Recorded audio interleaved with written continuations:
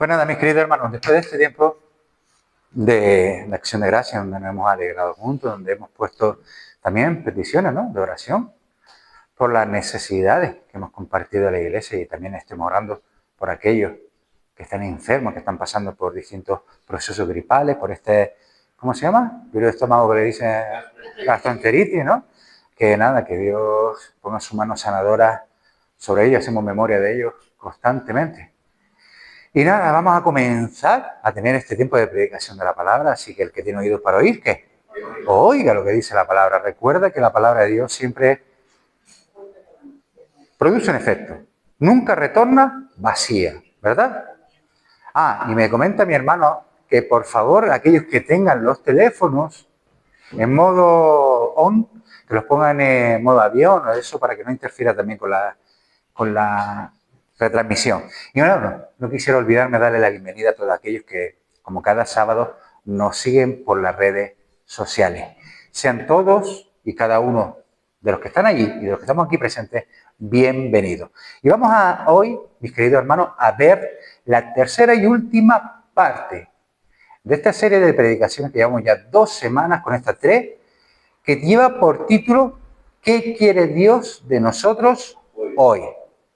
¿Qué quiere Dios de nosotros cuándo? Hoy. Y es más, y tenemos como texto de referencia Miqueas capítulo 6, versículo 8, ¿verdad? Miqueas capítulo 6, versículo 8. Y dice así la Escritura, mis queridos hermanos. Vamos, yo creo que ya es para saberlo de memoria, pero vamos a leerlo otra vez. Dice la Escritura: hombre, Él te ha declarado lo que es bueno, y qué pide Jehová de ti.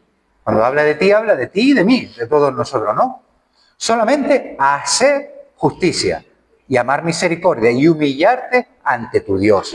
En otras traducciones dice caminar humildemente con tu Dios, que viene a ser más o menos lo mismo. Durante estas 2 semanas anteriores hemos visto 2 puntos, ¿no? El primer punto, y esto a modo de resumen para que no nos orientemos y pudiéramos continuar por la misma línea. El primer punto que vimos era hacer justicia, ¿no? Y como exponíamos, nuestro ejemplo siempre va a estar en el mismo lugar. Nuestro ejemplo perfecto, más que un lugar, es una persona, y es nuestro Señor Jesucristo. Vemos a lo largo de todos los evangelios, si no solamente tienes que abrir tu Biblia y leerlo, vemos a lo largo de todos los evangelios cómo nuestro Señor Jesucristo vino a este mundo a hacer justicia. Primeramente, vino a hacer justicia en expiación y propiciación por nuestros pecados. Recordemos eso, mis queridos hermanos. Tú y yo estamos aquí hoy, santificados, justificados delante de Dios, reconciliados con Dios, porque Cristo fue la paga por nuestros pecados. Cristo fue el que nos redimió por medio de su sacrificio. Por eso es conocido como el Cordero de Dios. Eso hay que recordarlo y siempre tenerlo presente. Pero Jesucristo no solamente se quedó ahí. En el ministerio público, en su ministerio público, por lo menos el conocido que nosotros leemos los evangelios, que son sus 3 últimos años de vida, ¿verdad? Vemos que Él también hizo justicia. Él nunca cayó. Nunca se estuvo callado ante la injusticia que constantemente estaba viendo delante de sus propios ojos. Es más, todo lo contrario. Él denunció y avergonzó públicamente a todos aquellos, mis queridos hermanos, que en vez de ser ejemplo, se aprovechaban de lo más desvalido. Recordamos sus frecuentes, por decirlo de alguna manera, conflictos. ¿Con quiénes? Con los fariseos, con los escribas, ¿no? Recordamos también cómo nuestro Señor Jesucristo, por eso decía que hay que diferenciar la mansedumbre, ¿no?, de la cobardía. Cómo nuestro Señor Jesucristo, a pesar de lo que se jugaba, Él llegó a tachar de hipócritas, a tachar de sepulcro banqueado a los miembros del Sanedrín. Los miembros del Sanedrín no eran cualquier persona. Eran los líderes políticos y religiosos de la época, a los cuales Él no se cayó. Por eso te digo que Él era el hombre más valiente que ha pisado en esta tierra. Y terminamos esa primera semana haciéndonos una serie de preguntas, que yo creo que ha caracterizado esta miniserie de predicaciones. Y hablaba que las preguntas son muy buenas. Siempre es bueno que nos preguntemos. ¿Por qué? Porque eso nos hace meditar, nos hace pensar. Nos preguntábamos, ¿dónde, por ejemplo, está el ejemplo de Jesús reflejado hoy en la iglesia? Nuestra hermana Teresa hoy hablaba y oraba, ¿no? Sobre la iglesia perseguida, ¿no? ¿Dónde está, por ejemplo, esa iglesia denunciando públicamente, no solamente una voz aislada en América, una voz aislada en distintos lugares del mundo? ¿Dónde está la iglesia en conjunto? Denunciando ese genocidio silencioso del cual todos nosotros nos hacemos partícipes al cerrar nuestros labios, al cerrar nuestra boca. Mis queridos hermanos, estamos viviendo tiempos proféticos, estamos viviendo un genocidio. Que saben las pruebas más apabullantes, por decirlo de alguna manera, las pruebas que se tiene hoy en día de que genocidio que se está viviendo, por ejemplo, en Sudán, es un genocidio de verdad, lo están viendo por Google Maps. Imagínate el volumen que está alcanzando este genocidio. Y sin embargo la gente calla, la iglesia calla, que la gente del mundo calle, es normal. ¿Ellos a quién pertenecen? Si no eres hijo de Dios, eres hijo del diablo. Por lo tanto, es normal, porque ellos están en la corriente del mundo, pero nosotros estamos llamados a denunciar ese genocidio, mi querido hermano, denunciar que hay una iglesia perseguida alrededor del mundo. Y que son personas como tú y como yo. Es más, como decía la hermana, ¿quiénes? Y sacaba a la luz, ¿no? Cuando nuestro Señor Jesucristo vinieron y le preguntaron, le dijeron, he aquí, tu madre y tu hermano están a la afuera y quieren verte. ¿Y qué dijo nuestro Señor Jesucristo? Señalando a los que lo rodeaban. Dijo, ¿quién es mi hermano y mi hermana y mis hermanos? Aquellos que hacen la voluntad de mi Padre, ¿no? Aquellos que creen. Por lo tanto, esos son nuestros hermanos. ¿Dónde estamos nosotros denunciando, mis queridos hermanos, esos asesinatos que están cometiendo contra personas como tú y como yo que comparten la misma fe? ¿O dónde están nuestras voces, mis queridos hermanos, cuando vemos un sistema, vemos una religión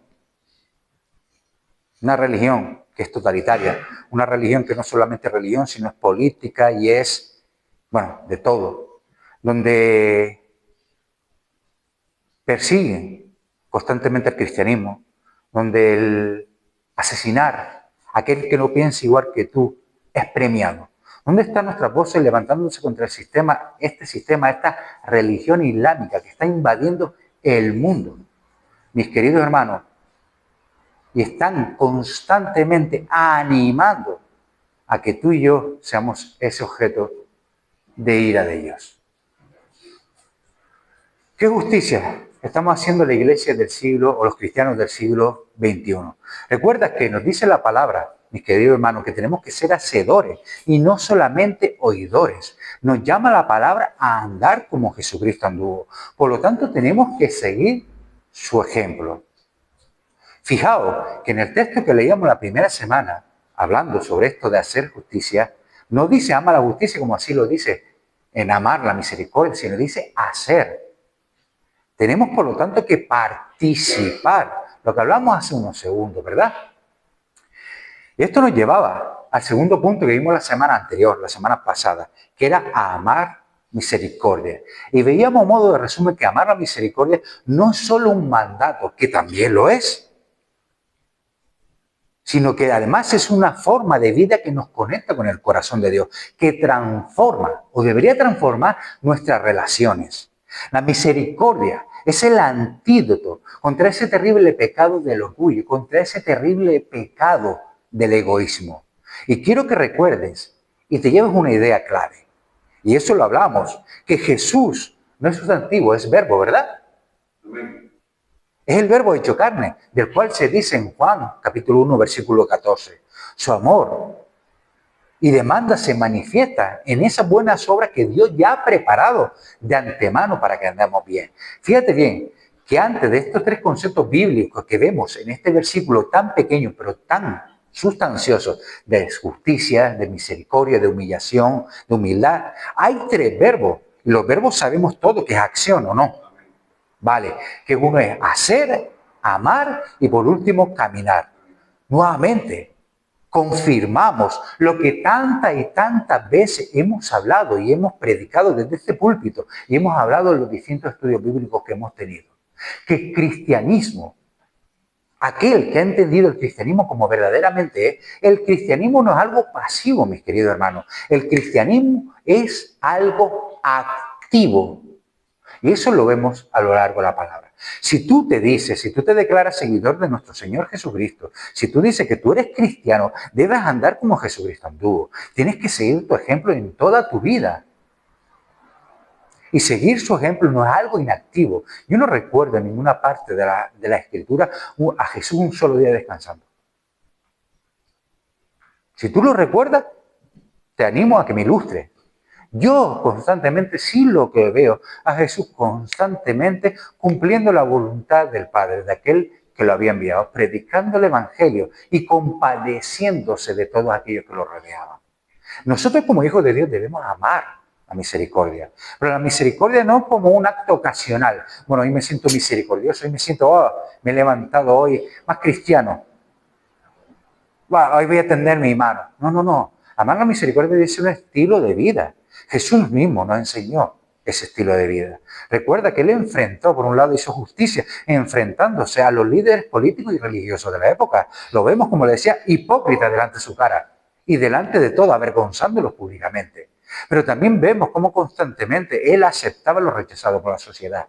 Aún a los leprosos, del cual todo el mundo huía, Jesús se acercaba y antes de hablarle les tocaba incluso. A saber los años que habían llevado muchos de ellos sin haber sido tocados por una sola persona. Jesús se compadeció de todos ellos. Se compadeció de aquella mujer que fue sorprendida en el mismo acto de adulterio. Se compadeció de los huérfanos. Se compadeció de las viudas, mis queridos hermanos. Jesús se compadeció de los enfermos, de los endemoniados, de aquellos que no tenían hambre ni sustento. Jesús fue el único capaz de multiplicar los alimentos. Y no en una ocasión, sino en 2 ocasiones. Esa es la misericordia que Dios quiere que nosotros mostremos en este mundo. Es tan fácil, tan sencillo, mi amado hermano, como el preocuparnos por las circunstancias de nuestro hermano. Prestarle oído al que está necesitado, aquel que necesita desahogarse. O presentarte y apoyar a tu vecino cuando esté pasando por una prueba. Muchas veces pensamos que tenemos que hacer grandes actos de misericordia, pero la misericordia se ve en los detalles. Se ve no solamente en el preocuparte, sino en ocuparte. Por eso tantas veces se insiste en esta iglesia, mis queridos hermanos, que tenemos que ocuparnos. El preocuparse lo puede hacer cualquiera. El ocuparse solo lo hace el que está lleno de Dios. No podemos dar lo que no tenemos. Tenerlo bien en cuenta. Y esto nos lleva al tercer y último punto que vamos a ver esta semana y vamos a reflexionar sobre la misma. Lo que significa humillarnos ante Dios o caminar humildemente con Dios. Lo primero que tenemos que hacer es reconocer nuestra completa, absoluta dependencia de Dios. Familia, si hay algo que el orgullo humano no quiere admitir bajo ningún concepto, es nuestra necesidad absoluta de Dios. Lo necesitamos absolutamente para todo.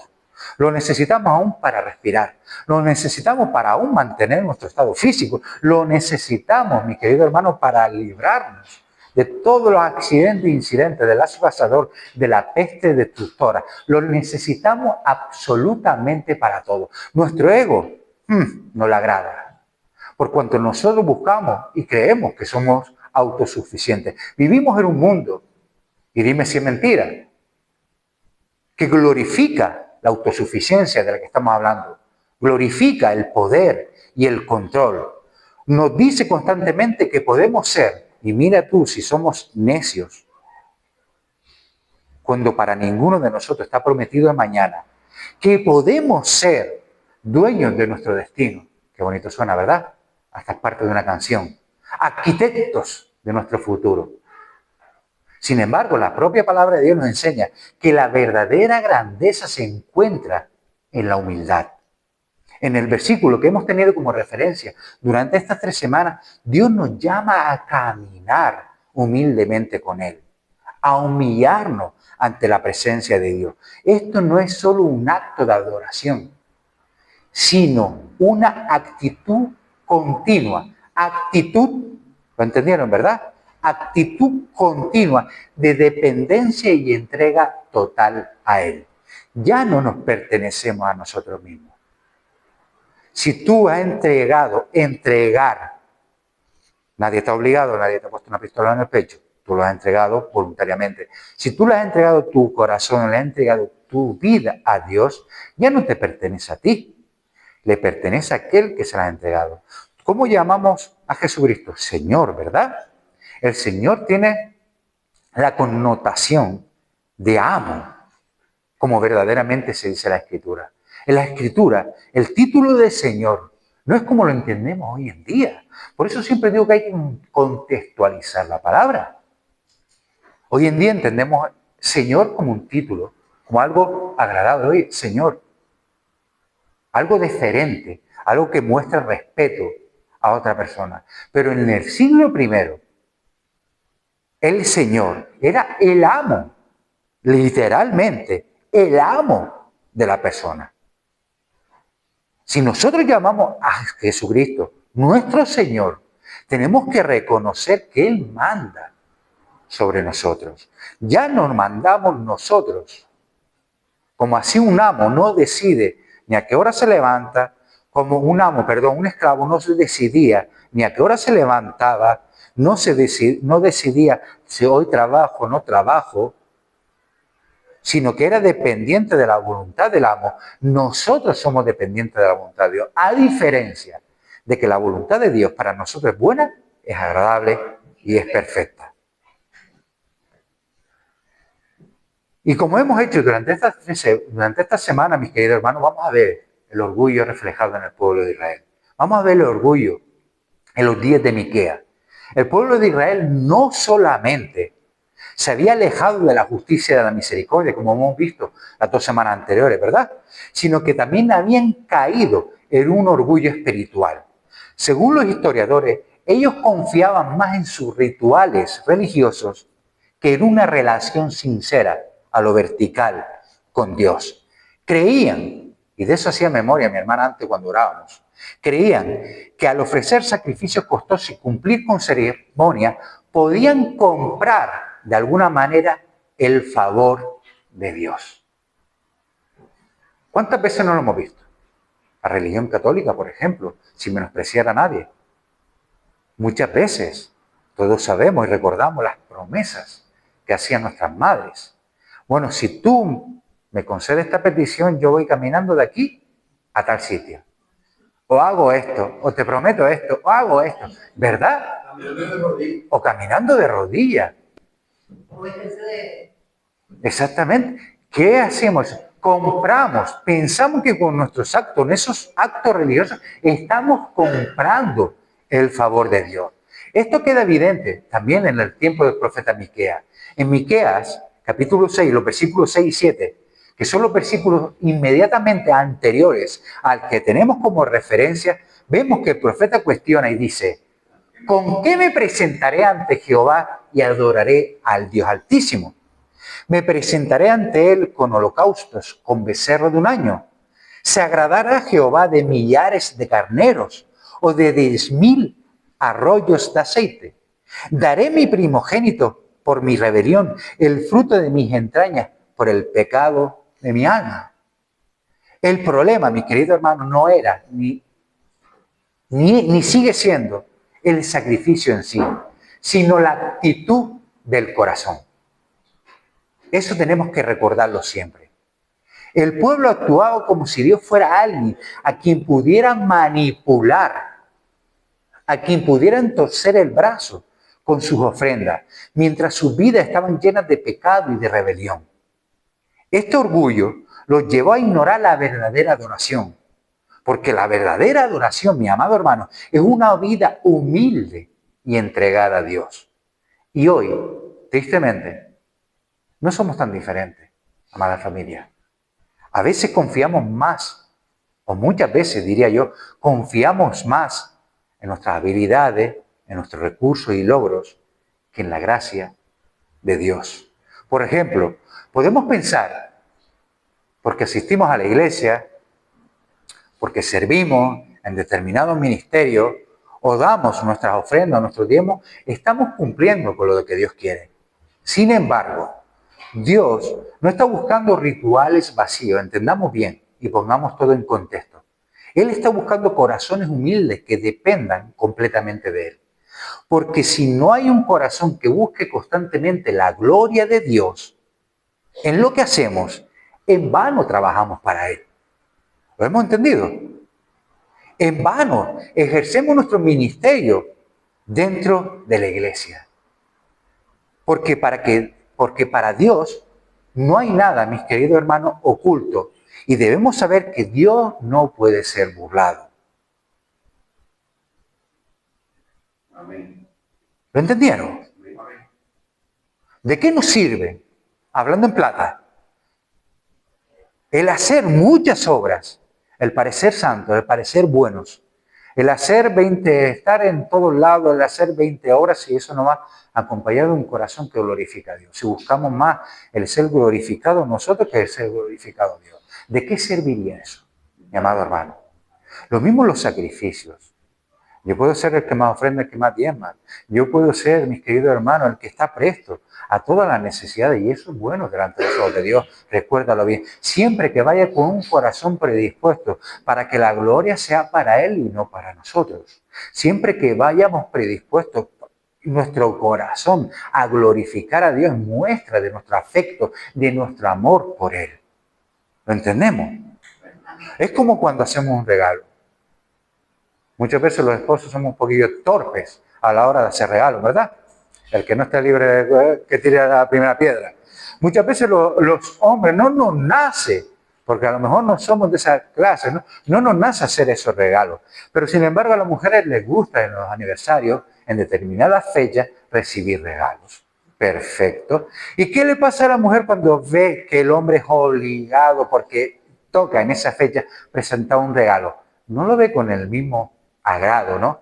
Que cuando le sale espontáneamente un día cualquiera al esposo de llevarle un regalo a la esposa, ¿verdad? ¿Por qué? Porque el corazón es lo que acompaña el regalo. De la misma manera se siente Dios. De nada nos sirven los rituales, de nada nos sirve venir cada sábado, cada domingo a la iglesia, el estar aquí, si no venimos con ese corazón predispuesto a buscarlo a Él, a adorarlo a Él, a glorificarlo a Él, a dejar de centrar nuestra atención en nosotros mismos, en dejar ese orgullo, en dejar ese ego a un lado y fijar nuestra mirada en Él, a caminar en santidad como a Él le agrada. Mi amado hermano, ese es el sacrificio que Dios quiere, la obediencia, ¿verdad?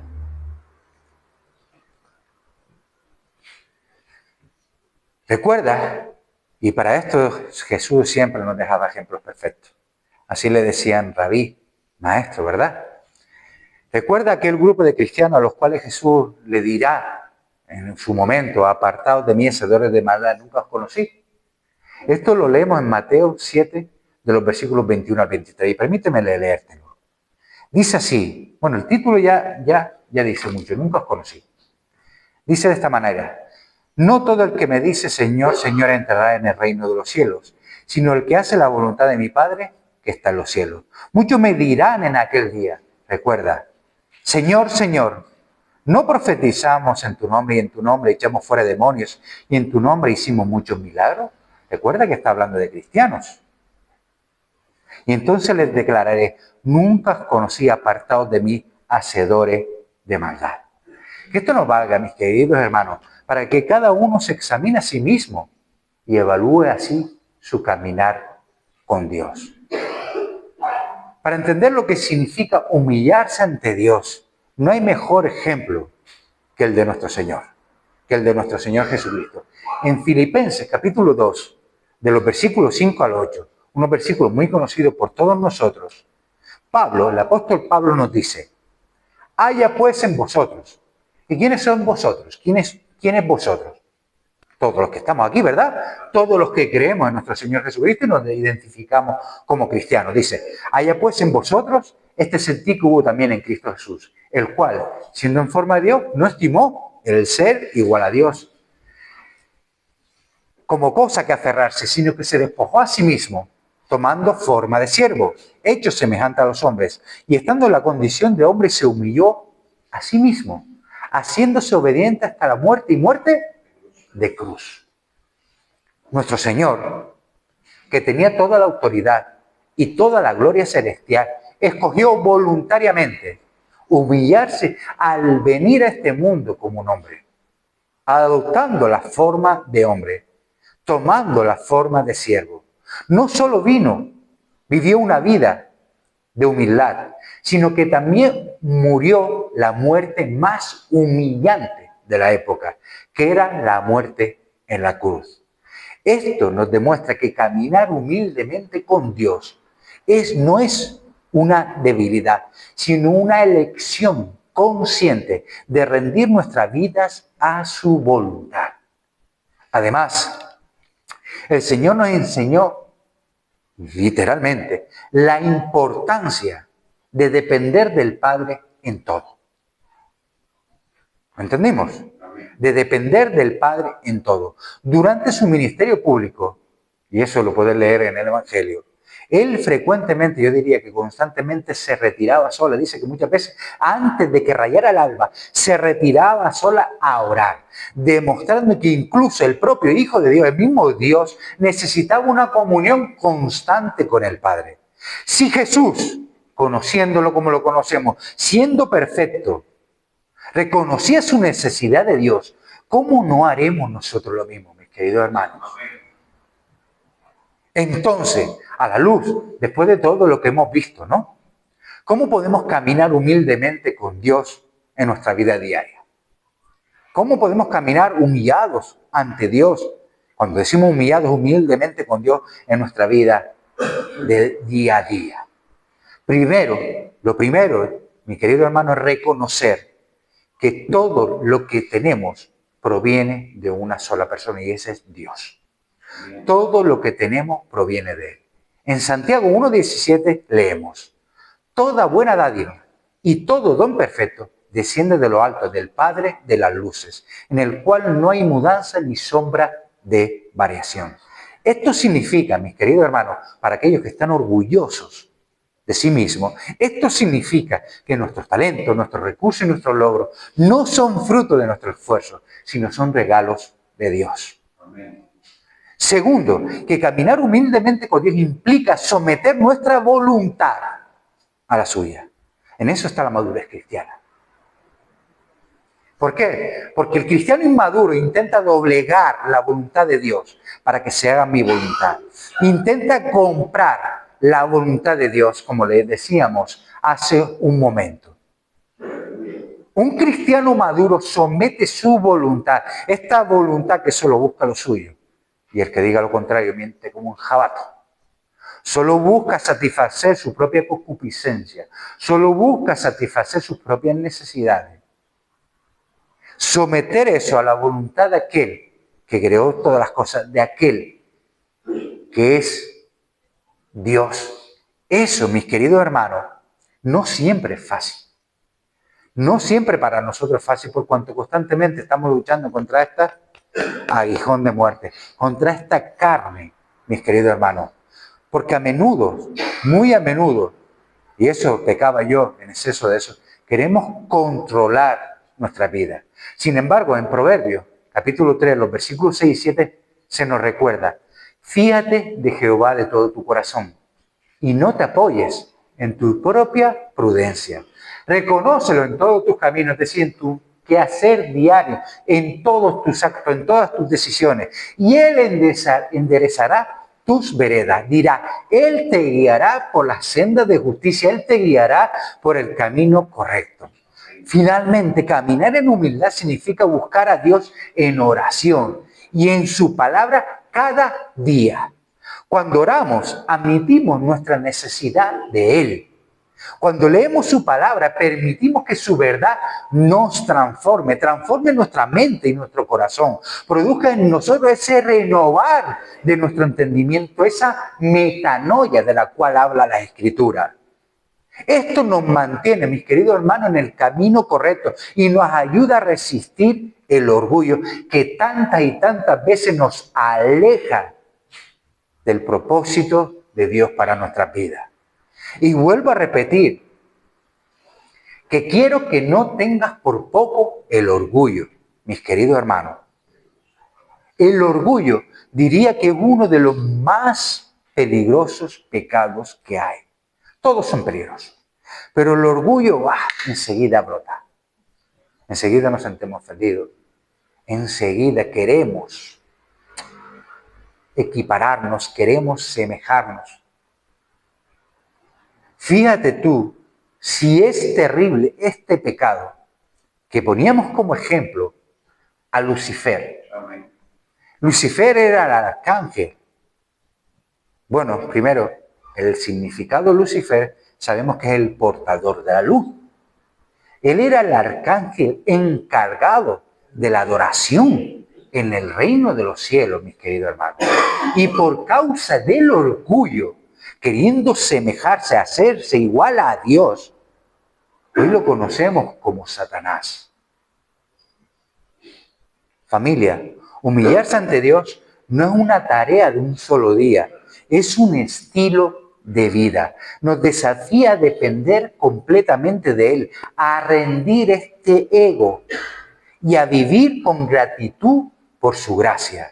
Esto nos lleva a reflexionar sobre el mensaje central del versículo principal de esta semana y cómo podemos aplicarlo a nuestras vidas diarias. Porque en esto consiste la palabra, mis queridos hermanos. No quedar meramente en el conocimiento, sino en acción, en aplicación. Recuerda que la palabra tiene un solo significado, pero múltiples aplicaciones, ¿verdad? Lo sabemos.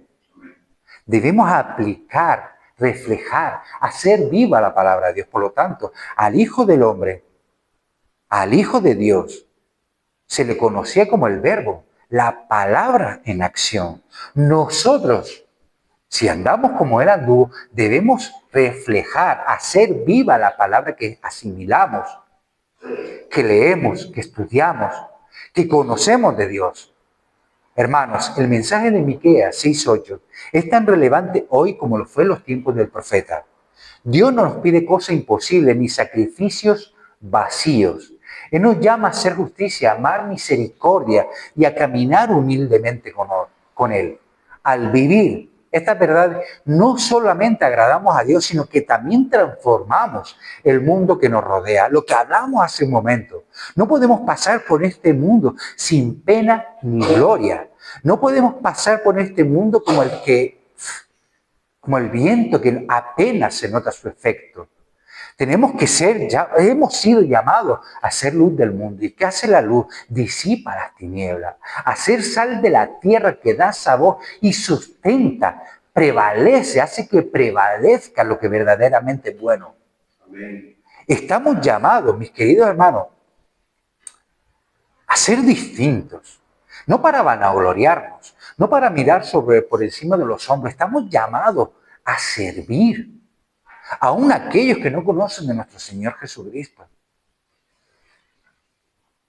Estamos llamados a marcar la diferencia. Hoy en un mundo que se caracteriza por los influencers, donde vemos que jóvenes influencian sobre millones de personas. Nosotros como cristianos debemos utilizar todas las herramientas que podamos para aplicar las Escrituras y ser de influencia a todos los que nos rodean. Hoy te invito a reflexionar y me invito a mí a reflexionar y a preguntarnos, ¿estamos llamando? ¿Estamos viviendo de acuerdo a este llamado? ¿Estamos haciendo justicia en nuestras decisiones diarias? ¿Amamos la misericordia y practicamos con aquellos que nos rodean? ¿Caminamos humildemente con Dios reconociendo que dependemos completamente de Él? Recordemos que este llamado no es solo para un momento, sino para toda nuestra vida. En Mateo 6:33 el Señor nos da la clave. Mas buscad primeramente el reino de Dios y su justicia, y todas estas cosas os serán añadidas. Cuando vivimos según su voluntad, Él se encargará de proveer todo lo demás. En estas semanas, que estas semanas hayan sido y sean para nuestro caminar con Dios un antes y un después. Porque ya sabemos, no podemos darnos por desconocidos, no podemos darnos por ignorantes, porque ya conocemos lo que Dios demanda de todos y cada uno de nosotros. Que busquemos, mis queridos hermanos, con estas oportunidades para poner en práctica este llamado. Pidámosle a Dios que nos guíe, nos transforme y nos ayude a vivir de manera que reflejemos su carácter. Hermanos, hagamos justicia, amemos la misericordia y caminemos humildemente con Dios, sabiendo en todo tiempo que Dios, al que se humilla en su tiempo, será enaltecido. El mundo, ¿entiende? El mundo comprende que cuando nos humillamos pareciéramos que nos debilitamos. Y verdaderamente la fortaleza de una persona es reconocer que nada puedo hacer, que todo depende de Dios. Dice la Escritura, y no lo conocemos de memoria, ¿verdad? En Filipenses 4:13, todo lo puedo en Cristo que me fortalece. Y dice que alejado de Él, nada podemos hacer. Caminar humildemente con Dios es caminar como Cristo anduvo. Nuestro ejemplo siempre lo vamos a tener en nuestro Señor Jesucristo. Jesucristo reconocía, a pesar de ser Dios, que necesitaba constantemente, diariamente, cada instante, esa relación a lo vertical, esa relación con Dios que se transformaba, que se manifestaba a lo horizontal. Recuerda que nuestro Señor Jesucristo se apartaba a lugares desiertos a orar, a buscar constantemente esa comunión con el Padre. Eso es caminar humildemente con Dios. Y el ser ese instrumento que Dios utiliza para manifestar su gloria aquí en la tierra. Porque Dios, el Espíritu Santo, desea manifestar su poder hoy en día, por cuanto Dios sigue siendo el mismo ayer, hoy y siempre. La palabra de Dios lo dice y lo deja bien claro. Estas señales seguirán a los que creen. Como bien decía mi hermano Juan Miguel la semana pasada. Estas señales seguirán a los que creen. En mi nombre que echarán fuera demonios, hablarán nuevas lenguas, tomarán en las manos serpientes y si beberán cosas mortíferas, no les hará daño. Sobre los enfermos pondrán sus manos y sanarán. Nos dé autoridad para someter, para aplastar serpientes y escorpiones, mi querido hermano. Y esto, exactamente, como dice el hermano, está aún vigente. Caminar humildemente con Dios quiere decir que tenemos que tener esa relación a lo vertical, pero se tiene que manifestar aquí a lo horizontal. Que un hijo de Dios no es cualquier cosa, que un hijo de Dios ha venido a este mundo a hacer un cambio, que si Dios nos ha escogido porque tiene un propósito para con nosotros. Y ese propósito es que alcancemos a otros para Cristo. Ese propósito es que seamos luz para la gente que está en tinieblas. Ese propósito es que nosotros seamos aquellos que tocan a los que nadie quiere tocar. Que seamos ese instrumento que Él use para manifestar, lo vuelvo a repetir, para manifestar su gloria a través de nosotros, mis queridos hermanos. Dios desea hacerlo, anhela hacerlo. Solo espera de nosotros un corazón predispuesto. Él te ha dicho lo que Él demanda de ti. Él te ha dicho lo que espera de ti y de mí. Es sencillo, no es nada complicado. Hacer justicia, amar misericordia y humillarte delante de tu Dios. Caminar humildemente con tu Dios. El hacerlo, no hacerlo, está en ti y en mí. Recuerda que cada vez que abrimos los ojos, cada mañana que abrimos los ojos, estamos tomando decisiones constantemente. Esas decisiones no podemos buscar responsabilizar a nadie. Son decisiones que tomamos nosotros. Nosotros. Tenemos siempre la decisión de hacer el bien o hacer el mal. De hacer lo bueno o lo malo. De hacer lo agradable ante el Señor o lo desagradable, lo que abomina delante de Dios. Nadie te va a poner una pistola en el pecho para obligarte a hacer algo que tú no quieras hacer. Tú estás plenamente capacitado. Estás plenamente capacitado y tienes todas las herramientas necesarias para cumplir la voluntad de Dios en este mundo. A veces miramos a Jesús como algo muy lejano. Él era Dios, yo no puedo ser igual. Claro que no. Pero sí te puedes asemejar cada día más a Él. El apóstol Pablo decía, ser imitadores de mí como yo lo soy de Cristo. Puedes decir, ser imitadores de mí. como yo soy de Cristo. Tenemos que imitar cada día a Cristo. Nuestra referencia tiene que ser Cristo. No puede ser un pastor, no puede ser una persona. No puede ser nadie que esté a nuestro alrededor. Tiene que ser Cristo. Nuestra mirada siempre en Cristo. Porque si no, nos vamos a desenfocar. Vamos a errar el camino. Es como el que lleva una brújula en la mano y comienza a caminar con el plano y con la brújula, la mapa y el Espíritu Santo. Pero deja un momento de mirar a uno de los dos. Cuando dejas de mirar el plano, cuando dejas de mirar la brújula, tienes el riesgo de perderte. Lo mismo pasa cuando te desenfocas. El enemigo hoy en día no busca el hacer grandes estragos en tu vida. El enemigo busca desviarte, distraerte, mis queridos hermanos. Pequeñas cositas que hacen que desenfoques tu atención de lo verdaderamente importante. Recuerda hacer primero lo importante y luego lo urgente. Lo importante que es, oye, cumplir la voluntad de Dios cada día de mi vida, porque ya no me pertenezco a mí mismo, ahora soy pertenencia de Él. Ni encima lo que Él demanda de mí no gravoso. No quiere decir que yo no lo pueda hacer o sea algo imposible. Él ha puesto su Espíritu Santo en mí, que un espíritu no es un espíritu de cobardía, sino un espíritu de poder, de amor y de dominio propio. Un espíritu de sabiduría, un espíritu de verdad que me va a llevar a toda verdad, que me va a recordar lo que es bueno y lo agradable delante de Dios, que constantemente va a buscar formar en mí la imagen de Cristo, que constantemente me va a hablar por medio de ese susurro apacible, que constantemente me va a acompañar, nunca me va a dejar. Tenemos todas las herramientas. Está en nosotros el decidir. Y hay que tomar decisiones. A lo largo de nuestra vida constantemente estamos tomando decisiones. Muchas veces hemos tomado malas decisiones. Y hemos padecido por ellas. Y no solamente hemos padecido nosotros, sino hemos hecho padecer a gente que no tenía nada que ver. Hemos tomado malas decisiones y muchos han sufrido por esas malas decisiones. Recuerda que de la misma manera el pecado trae sus consecuencias. Mis queridos hermanos, la desobediencia, que al fin y al cabo es el pecado, trae consecuencias. Él te ha declarado lo que es bueno delante de él, pero también te ha dicho lo que es malo. Elige, elige, pero hazme un favor, no seas tibio. No juegues con Dios, Dios no puede ser burlado. No juegues con Dios. No puedes estar con un pie en el mundo y con otro pie en las cosas de Dios. No, no, no. Vamos a ver, decídete. Todos los que estamos aquí, o por lo menos casi todos, pintamos canas. Lo digo por Juliana, la majón. Todos pintamos canas. Todos sabemos que tenemos responsabilidades. Y todos sabemos que tenemos decisiones que tomar. Cuando nos unimos en santo matrimonio, tuvimos que tomar una decisión. Cuando yo le dije sí a mi esposa, le dije que no al resto del mundo, al resto de mujeres. Cuando tú le dices sí a Dios, le dices que no al mundo. Porque el que se constituye amigo del mundo se constituye enemigo de Dios.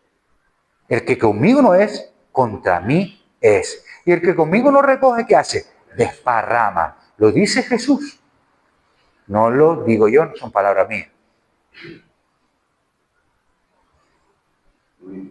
Decidamos. Decidamos. Pero si una cosa te pido, por favor, es que no seas tibio. Porque si una de las cosas que más aborrece el Señor dice de vomitaré de mi boca, es aquellos tibios. Aquellos que son cristianos a medio gas. Aquellos que son cristianos según mi conveniencia. Según cómo me levante. Y en eso juega un muy importante papel las emociones. Según cómo me levante el día de hoy. Hablando de eso, bueno, yo tengo en Colombia una amiga que se llama Isabelita y a ella le descubrieron cáncer de lengua. Pero ella es muy con el Señor siempre. Ella era muy gordita y luego pues el cáncer. Sí. Pero yo siempre la veía ella feliz, yo la llamaba porque a veces pues como estaba tan débil y todo, y a veces pues yo proponía porque pues estaba muy delgada y de pronto le daba una gripe. Pero yo siempre la veía, nunca perdía la esperanza. Aleluya. y ahorita ella está súper bien, ya se sanó. Gloria a Dios. Es un testimonio que yo siempre cuando me siento así triste, yo pienso en lo que el Señor hizo en Isabel. Amén. Y Gloria a Dios.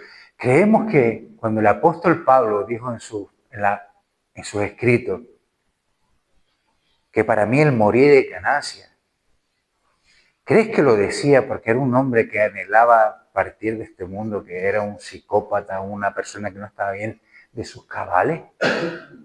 Él sabía perfectamente, mis queridos hermanos, cuál era su recompensa en el reino de los cielos. El cristiano debe caracterizarse por esa esperanza viva que tenemos, que en un abrir y cerrar de ojos estaremos con nuestro Señor Jesucristo. El cristiano debe caracterizarse en contagiar esa esperanza a otros. Por eso me da y me enfusco mucho con los que y alabanza. Ese no sé si es un término que habéis oído, pero yo lo aplico mucho. Los que y alabanza. Me ofusco. Porque el cristiano deberíamos ser personas alegres, personas contentas, personas que se regocijan. Porque ¿qué hay mayor temor para el hombre que la muerte? Sin embargo, un cristiano ya vencido tiene que vencer ese temor. Porque en un abrir y cerrar de ojos estaremos ante la presencia de aquel que nos ha prometido una vida eterna juntamente con él.